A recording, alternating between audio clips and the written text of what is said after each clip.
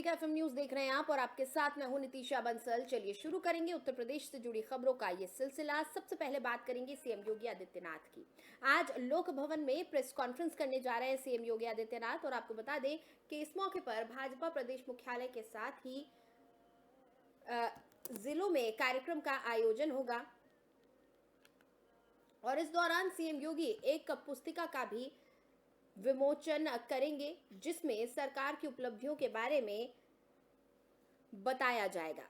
आपको बता दें कि कार्यक्रम में योगी तय लक्ष्यों के कार्यों की जानकारी देंगे।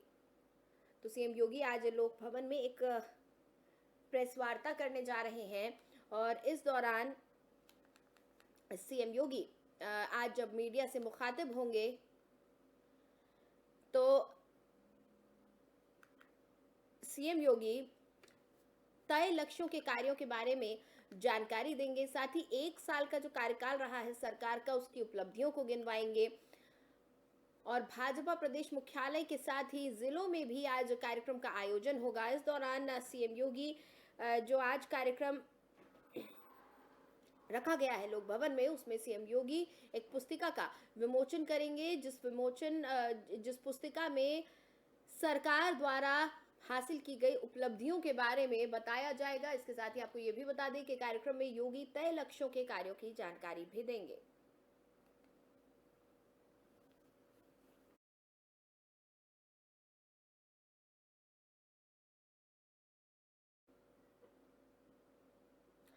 चलिए आगे बढ़ेंगे। हड़ताल से बिजली आपूर्ति ठप होने पर इलाहाबाद हाई कोर्ट ने सख्त रुख अपनाया है। हड़ताल को मैन मेड डिजास्टर की संज्ञा दी गई है। इससे पहले हड़ताली कर्मचारी नेताओं को सुनकर जवाबदेही तय की जाएगी। कोर्ट ने टोकन वार्निंग के तौर पर अगले आदेश तक कर्मचारियों का 1 महीने का वेतन और पेंशन रोकने का निर्देश दिया है। राज्य सरकार से अवैध हड़ताल से हुए नुकसान का विवरण पेश करने को कहा गया है। इस मामले में सरकार और नेताओं का जवाब आने पर अंतिम फैसला लिया जाएगा। ये आदेश कार्यवाहक मुख्य न्यायाधीश प्रीतिंकर दिवाकर और न्यायमूर्ति एसडी सिंह की खंडपीठ ने दिया है। इसके साथ ही सख्त लहजे में चेतावनी दी है कि कोर्ट को कड़े कदम उठाने के लिए बाध्य ना होना पड़े, इसलिए हड़ताल दोहराई ना जाए, नागरिकों को परेशानी नहीं उठानी पड़े। कोर्ट ने कहा हड़ताली भी समाज का हिस्सा हैं, उनके भी परिवार हैं, बच्चे हैं जिनके इलाज और पढ़ाई में समस्या उत्पन्न हुई होगी। ये ध्यान रखना चाहिए कि एक अंक कम होने से छात्र का भविष्य चौपट हो जाता है। बिजली न होने से छात्र की विफलता की भरपाई नहीं की जा सकती। कोर्ट ने कहा कि इस आदेश का सरकार और कर्मचारी नेताओं की बातचीत पर असर नहीं पड़ेगा। पूर्ववत चर्चा जारी रखी जाएगी और अपनी मांगों के समर्थन में विरोध का अन्य तरीका अपना सकते हैं। पीठ ने कहा कि नेताओं ने अवैध हड़ताल पर जाकर कानून और कोर्ट के आदेश का उल्लंघन किया है। उन्होंने कोर्ट की अवमानना की है। कानून का शासन कायम रखने के लिए सख्त कदम उठाना जरूरी है। कोर्ट ने कहा कोविड के समय लोगों की मौतों से जीवन मूल्यों का एहसास हुआ, किंतु कर्मचारी नेता इसे भूल गए। अस्पताल बैंक के कार्य में कोई रुकावट नहीं आनी चाहिए। कोर्ट ने सरकार के रवैये को भी सही नहीं माना, कहा कि कर्मियों की मांगों पर विचार नहीं किया। कर्मचारी नेताओं की तरफ से कहा गया कि सरकार बात करने को तैयार नहीं है। इस पर कहा गया कि इससे उन्हें बिजली आपूर्ति पंगु करने का अधिकार नहीं मिल जाता। स्वार्थ पूर्ति के लिए लोगों के जीवन को खतरे में डालने का अधिकार नहीं है। कोर्ट ने कहा कि नेताओं ने कोई आश्वासन नहीं दिया, वो जिद पर अड़े हुए हैं, वो राज्य के लिए दुखद है। उन्होंने स्वयं को कानूनी कार्रवाई के लिए आगे किया है। नोटिस देकर जवाबदेही तय हो, दोषियों से नुकसान की वसूली हो, इससे पहले सरकार नुकसान का आंकड़ा पेश करे। कोर्ट ने कहा जवाबदेही तय किया जाना जरूरी है। बीते सोमवार को 3 दौर की सुनवाई के बाद कोर्ट ने कहा था कि आदेश जारी करेंगे। कोर्ट ने सख्त अंतरिम आदेश जारी किया है।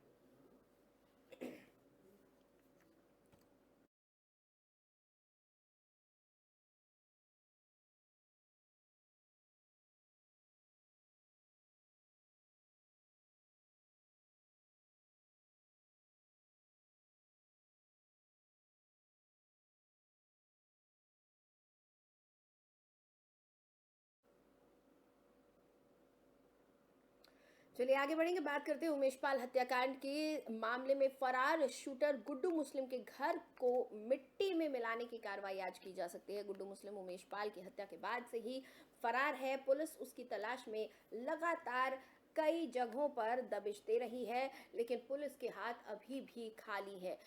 ऐसे में अब उसे मिट्टी में मिलाने की कार्रवाई तेज हो गई है। प्रयागराज विकास प्राधिकरण ने गुड्डू मुस्लिम के घर पर बुलडोजर चलाने की तैयारी कर ली है। आज गुड्डू मुस्लिम के घर पर बुलडोजर चलाया जा सकता है। इससे पहले शुक्रवार को उमेश पाल शूटआउट केस में नामजद माफिया अतीक अहमद के करीबियों की संपत्ति पर बुलडोजर नहीं चलाया गया था। प्रयागराज विकास प्राधिकरण ने कल सिर्फ उनकी संपत्तियों को चिन्हीकरण उनका किया था संपत्तियों का, जिसके बाद आज से बुलडोजर का एक्शन शुरू हो सकता है। आज अतीक अहमद के दबदबे वाले इलाके बख्शीमोड़ा, दामूपुर, सैदपुर, बीरमपुर, लखनपुर और रावतपुर इलाकों में कार्रवाई हो सकती है। ये कार्रवाई अवैध निर्माणों और अवैध प्लॉटिंग के खिलाफ की जाएगी। प्रयागराज विकास प्राधिकरण ने अतीक अहमद से जुड़े कई प्रॉपर्टी डीलरों के खिलाफ भी कार्रवाई की तैयारी की। गुरुवार को 300 बीघे में फैली अतीक के साड़ू इमरान जई की अहमद सिटी पर बुलडोजर चलाया गया। बख्शीमोड़ा और दामूपुर में बगैर पीडीए से लेआउट स्वीकृत कराए प्लॉटिंग की गई थी, जिसके बाद अब इस पर कार्रवाई की गई है। इन दिनों प्राधिकरण के जोन संख्या 2 में बुलडोजर का विशेष अभियान चलाया जा रहा है।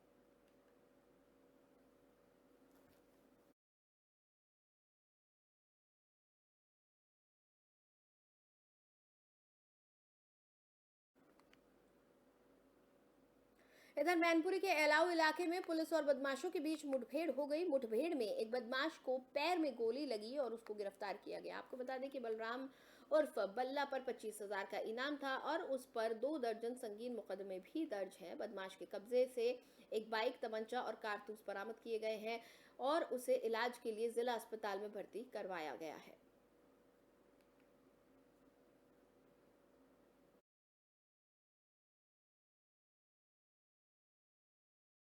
जनपद मिर्जापुर में विंध्याचल मां विंध्यवासिनी धाम में आज चैत्र नवरात्रि का तीसरा दिन है।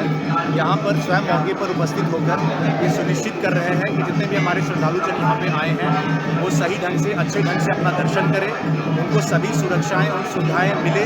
इसके लिए हमारे प्रशासन, पुलिस की टीम लगातार तत्पर भी है।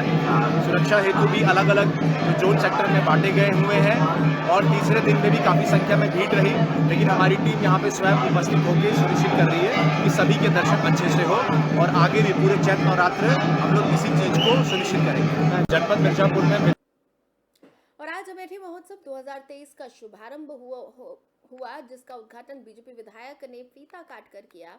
उनके साथ जिला पंचायत अध्यक्ष भी मौजूद रहे। आपको बता दें कि इस महोत्सव में जन कल्याणकारी योजनाओं की प्रदर्शनी लगी है। इसके अलावा इस महोत्सव में अमेठी जिले से जुड़ी कई जानकारी लोगों को दी जाएंगी।